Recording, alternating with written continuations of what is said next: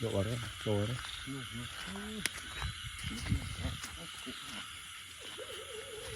Lên la nữa, rồi tới non thầy rồi.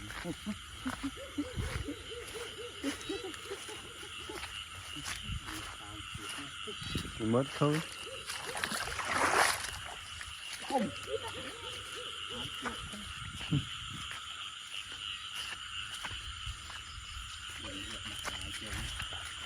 Xa đã thấy rồi mình lo trâu lấy.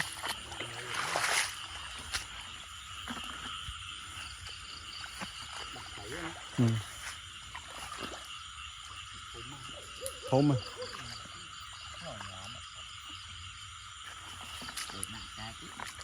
Đạo xa đấy.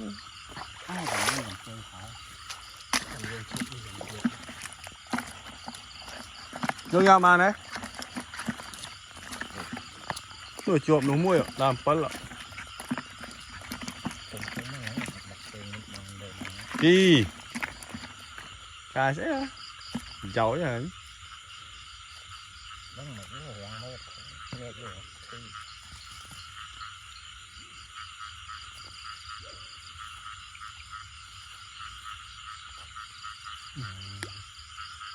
Thầy đó nó có thấy những người nó lại tuôn ăn gì sao vậy Gì?